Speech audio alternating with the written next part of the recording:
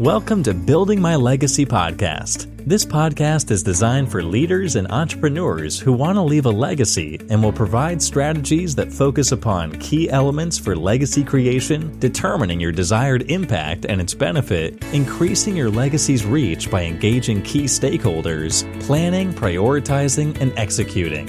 Here's your host, Dr. Lois Sonstegard.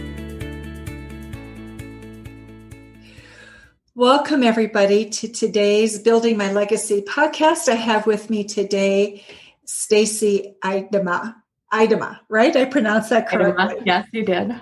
And Stacy is fascinating because she comes out of the corporate world. She worked with executives building teams globally, so large teams as well as smaller teams, managing projects for them, and really looking for how do you achieve results internationally, globally, as you work together. And one of the things that she came away from with that experience was the key role of communication and how we communicate impacts the results that we have.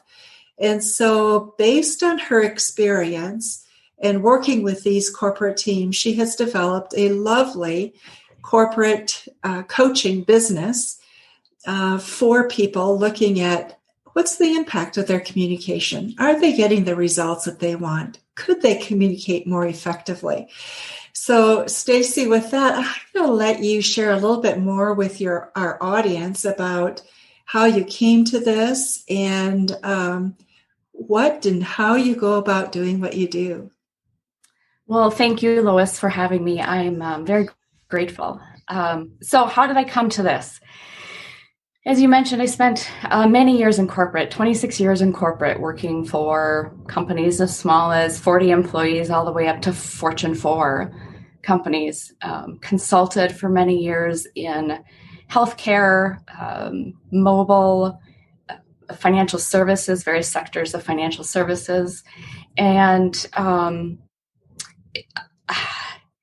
being in and around teams and knowing that everyone comes to the table with their own abilities, their own strengths, their own insecurities. And my focus for most of those years, which was really about how do I get the work done? How do I leverage the people to get the work done?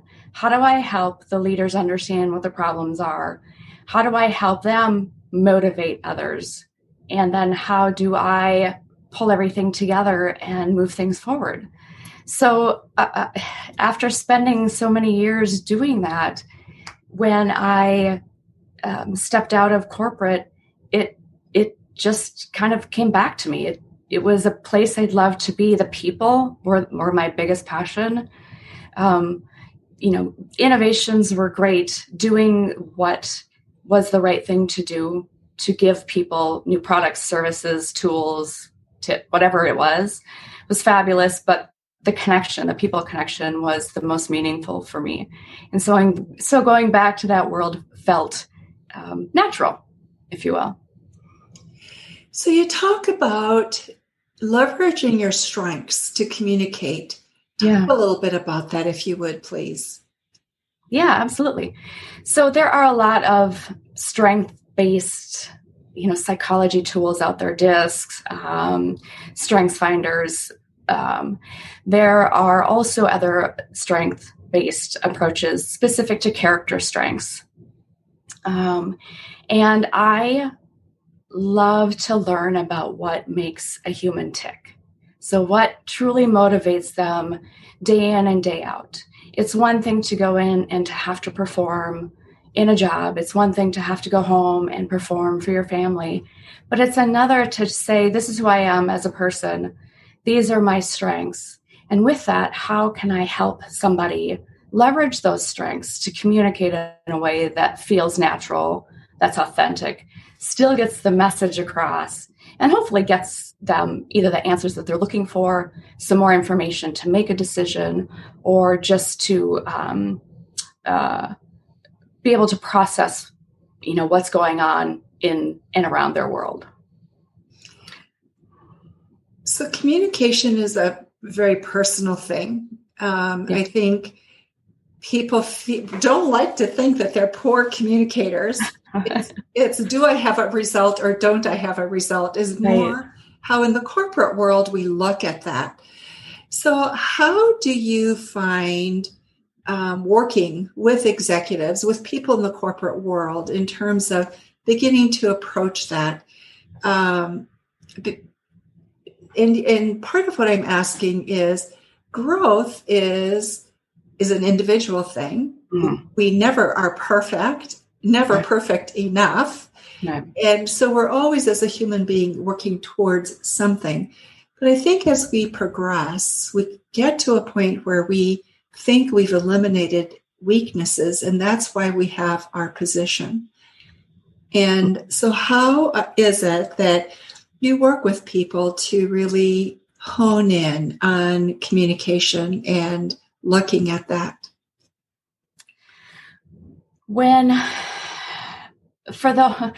So you touched on a couple of things. So for those that think that they communicate well, a lot of it is really digging into where are the areas that they do believe that they communicate well. So it's always easier to start with where they believe their strengths are. And even just from a core communication standpoint, where are their strengths? What are the results they're getting? And then with that, dig into a little bit more of what is not working well. And then how they believe it could be different. And somewhere in the middle of there is usually the answer or some information that allows them to say, okay, maybe I wasn't communicating at 100% and maybe it's 85% and I see where I can do different. Or gosh, you know what? Maybe I've really communicated like below 50%. And then we figure out a way on how you would communicate better based off of what results they're looking for. So when you work with people, do you have a framework that you take people through? How do you approach it? Yeah, I do. I call it the SPEAK method. So we start with strengths. We look at strengths. We align with vision, mission, and that can be both personal and professional. Working with corporate execs, leaders, personal still comes into play. So is that part of their mission and how they lead and how they communicate? So the next really is to take all of that knowledge and that information from strengths, mission, vision, and plan. We put together a plan. What does it look like today? What do they want it to look like in the future? We go in to execute. So based off of what we planned, pick a couple of things to start with. And then we get into the assessment piece. So what's working well, what's not working well, and then a little bit of iteration. So going back and saying, if this is working well, how can we improve on it? Or if something else isn't working well, how can we shift? And then with that comes the knowledge. The knowledge being there are many tips, tricks, tools. Something can work really well for quite a while, and then it doesn't. And so how can they go back to their toolbox of things that they've learned and adjust on the fly? Because like I mentioned, things can work really well for a long time and then suddenly it doesn't. It could be just the overall environment. It could be the stressors of the team. It could be the stressors of the business. It could be personal, the stressors in the personal realm. So the process is pretty simplistic and it's meant to be very iterative, but the core then is really about strengths and getting to know the strengths and then figuring out how to leverage those in a meaningful way. So when you coach somebody and you take them through that process, about how long does it take for them to begin to see change and an improvement? Depending on how committed they are, assuming that they're very committed to change, 4 to 6 weeks. I usually, especially if I'm working just one-on-one with a leader or executive business owner, a minimum is 12 weeks for us to get from beginning to end. And why that is important is it does take 4 to 6 weeks even just to develop a new habit, but you also have to get into the work. And when you're in the work, and you're implementing that new habit, what are the responses that you're getting? Not only from those around you, but then how are you responding to their responses? So it's a process. It requires, some reflective thought. It requires the word I'm looking for, the tenacity to see things through, because some of the work is hard. But on the other side of that hard can be something much more powerful and most likely easier. Right. It can be easier, can't it, if communication goes more smoothly? Right. Tell me, what are you finding right now coming out of COVID? I'm seeing so much anxiety, tension, uncertainty still as to what's going to happen. And you spoke, well, let's start there. And then I want to go on to you're having talked about the loneliness at the top.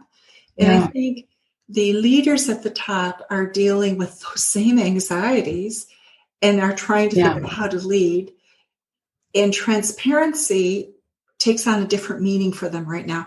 But I want to come back to that. But let's start with just overall, what's been the impact of COVID and what we're doing now or responding, how we're responding coming out of it with communication. Communication has required so much more empathy, which doesn't feel like communication for many, because the goal every day is to go into it to get stuff done, and that there's that tangible outcome, whatever that looks like. And empathy is not tangible. It can be in other ways, but it's definitely not immediate. So I think for many leaders, it's, as I would describe it, I used to go into many offices. I've been in many offices where the executive has closed the door behind me and has sat down on at his desk and put his hands in his head, because there's just so much stress, so many unknowns, so much uncertainty, frustration. The list of emotions is high. I think those things are still happening, but I also think that they're happening on the other side of the desk. There are people at home, doing their best, trying to do the work that they love to do or that they need to do. And when you have both people in that mode of uncertainty and panic, somebody has to step up. And the unfortunate part is it has to be that leader. And I think when they emulate that behavior, those actually emulate in return. So I think it becomes a mirror. So I think the communication is just different. It takes more time. Empathy takes more time. So that, that half an hour meeting that was intended to go through the list of to-dos might be 20 minutes of empathy and, 10 minutes of to-do. And what might not feel like you got a lot done, you've actually helped that person be able to ease the pain, the angst that takes up time, that takes up energy. And so in having those conversations that are more empathetic, I think that's probably the biggest change with COVID. Really, really hearing what people have to say about the impact of what's going on in their world and how they still want to be able to move forward and do those things. So yeah, I would say empathy and really hearing what people have to say is a big change with COVID. Let's go talk a little bit about the people at the top who are also dealing with this. They have that loneliness that they had before COVID of who do you dare share things with? How transparent do you really dare be? And then you have COVID superimposed upon that, and they have another layer of responsibility. It's another layer of communication. Yeah. So how is it that you are addressing that with your clients? I'm holding space for them. It's a lot of space. It's doing what they're doing for their people and helping them realize that they are still human. As somebody who was the daughter of a small business owner, I can't tell you how many nights he would come home and we would sit in silence. And now I know that to be empathy, holding space, allowing him to just breathe and decompress. So I think much in the same for my clients, really allowing them that space to process what's going on, helping them understand that they are still getting the work done that they need to get done. It might take slightly longer. Hopefully it will be more productive. And in the end, hopefully those that with whom they employ will see that empathy, will have gratitude, will really start to understand that they too are, at the top experiencing some of the same things, and hopefully heal together. I mean, there's that opportunity to heal together. So it's really about creating that space and helping them work through those things, allowing them to talk about the issues that they feel most prevalent, and then really prioritizing what is important so that they can move forward, because you can only work on one thing at a time. Contrary to what many believe, you can only work on one thing at a time. So helping them also prioritize what is the most important is also part of that process. Yeah. Got it. What do you think are some of the biggest mistakes people make with their communication? I would say that the couple top ones will be when someone asks a question, the response that often we make to that question is the right answer. And what I mean by that is if somebody says, how can I help you? And the person across from them says, help, I don't need your help. Not realizing that maybe they do need their help, but maybe a better word to use might be support. How can I best support you? So when asking questions, when communicating, I guess the point I'm trying to get at is it's not always what is said or the first response. Sometimes you have to spend a little bit more time digging into it. An easy statement or response to that is a tell me more.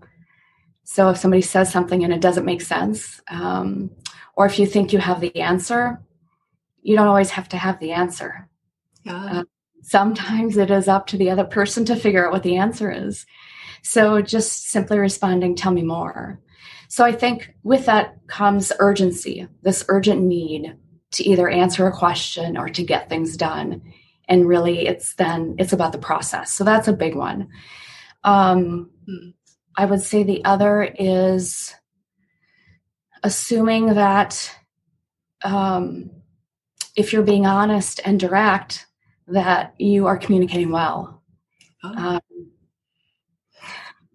Well, I appreciate transparency and honesty with the best of them. Sometimes that brutal honesty can leave what I call a trail of tears, and that can take up time. It can disrupt. It can really derail things. So there's always easier ways to caveat. Even if you are going to be abrupt and honest, you can preempt those things and just say, you know what, I'm in a place where I need to be really honest and brutal. I don't intend to hurt your feelings, but can we talk about this in a really matter-of-fact manner, right? Giving a little bit more context helps a ton. Yeah. I just have to share with you a story because you come from Minnesota as I do, where we have a lot of Scandinavians. And I can remember when I was first married, my husband said to my grandfather, who was 94 at the time, do I tell my wife honestly everything? My grandfather looked at him for a long time and he said, sometimes the best communication is to say nothing. And I've thought about that so often as we have our discussion about transparency, because we think transparency is dumping everything out. And dumping doesn't allow people to process. It generally is filled with emotion, which then takes away from the ability to really communicate.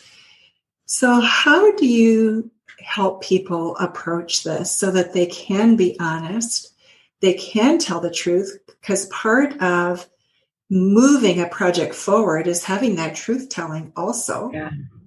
And so it's a fine balance between being honest and not destroying. Yeah.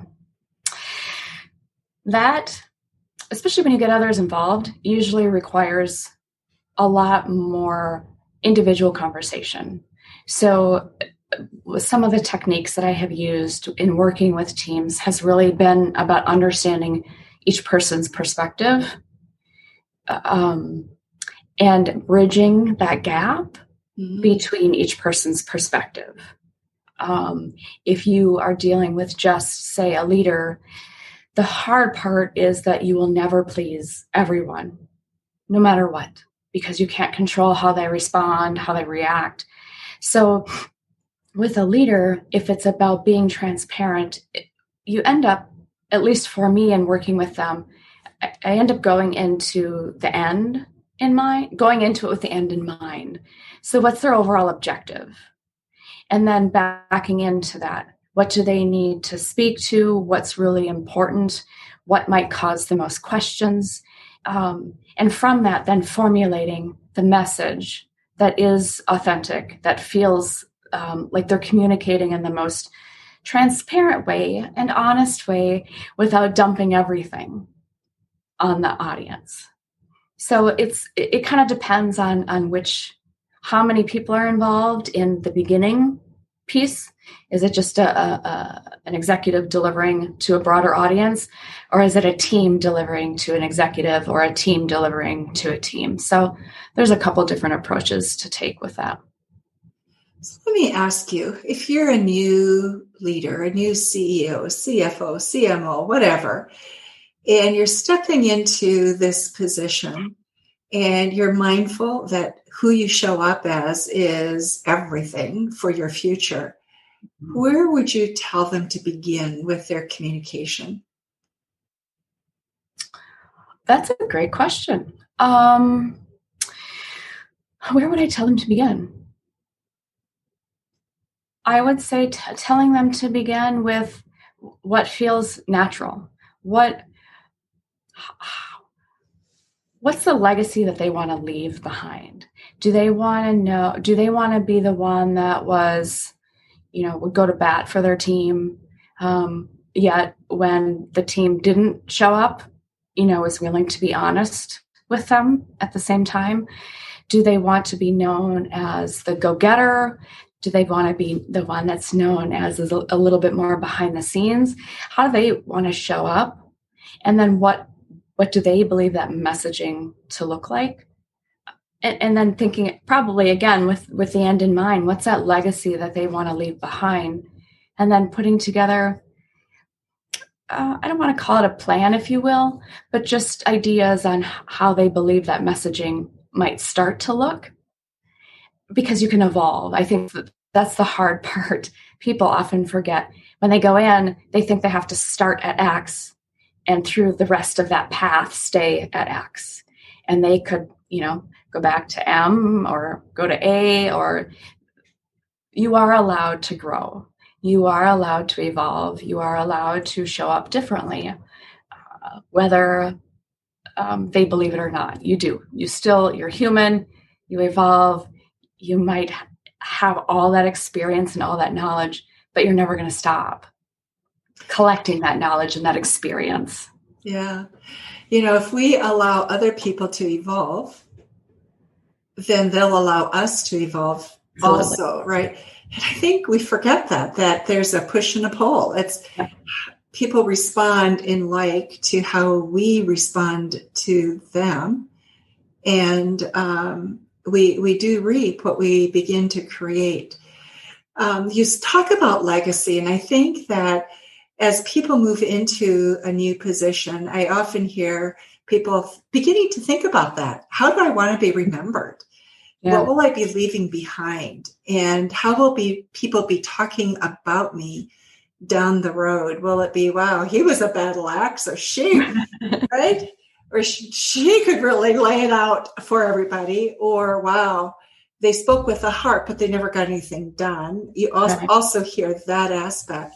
Yeah. So I like your talking about planning. What is it? The outcome. When you leave that spot, what do you want people to say about you? Because I think if you have that in your mind, it helps a little bit as you make decisions. Yeah. So Lois, would you ask the question again? I'm sorry, I missed something. No problem. So I was talking about legacy, and what I'm hearing you say is that if you think about what the end is, about what do I want to leave behind of who I am? What do I want people to think about me when I leave? It's easier to figure out who you want to show up and be. Oh, right? Yeah. And so that also says to me a lot about the value of a coach for when you step into that new role. Your thoughts on that? So are you asking, just to make sure I'm clear, are you asking me on my, like the legacy I would leave behind as a coach? Well, that would be a fun thing to hear too. But I was thinking more about, so I think when people walk into a new leadership role, they think that they make an assumption that because they got there, they've got the skills, right? Okay. And they will produce a result that will be meaningful. And what I'm hearing you say is, take a look. Who do you want to leave that organization as? What do you want the stories about you to be?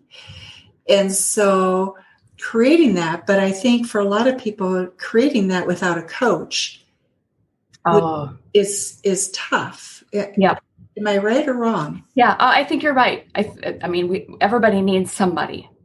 So yeah, even me as a coach. So just to make sure, then you're asking me how might I guide them through that? Yeah. Okay. So it would go back into a little bit of the planning, and more from the standpoint of what would that ideal experience be? Because in that dream, in that when you sit in that dream state, and I actually do this with my clients all the time. I want to know what that Shangri-La looks like. So for the framework of, say, an executive in a new role, what's your Shangri-La? Allow yourself to dream a little bit, because in that dream, there are key nuggets of how you want your team to function, how you want to perform, how you want to show up at home with friends, because while it is about work, it is about home too. So that simple exercise of sitting down, what does it look like? What does it feel like? What do you want your team to be? Are they going to be early morning people? Are they going to be people that are across the globe, and so you're managing all time zones? Do you want that exposure? Do you want the team to interact on a daily basis? How do you want to interact with them? How do you want to show up for them? So putting all of those things onto paper and saying, this is what I want my experience to be, and the people that come in contact with me in there will guide them towards the steps that they take, really to start building out what that legacy would look like. Yeah. So Stacy, our time is almost over. And so I just want to ask you, what are things that we have omitted that you think are really important for people to think about and to begin to process in their communication?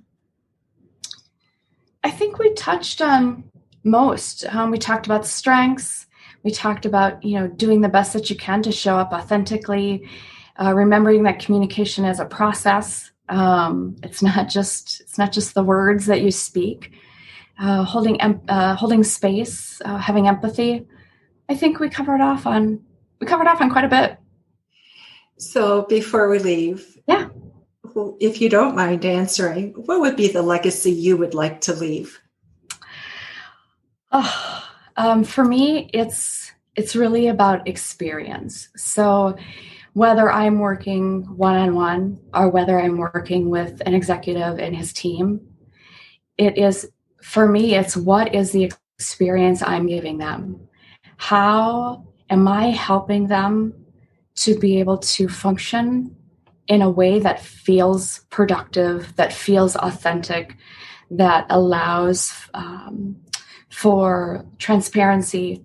And how do I help them not just do it in a one-time event, but how do I help them really change the culture of how they want their business to look like from where it is today to that future? And then how can I also help them have all the tools and use all the tools?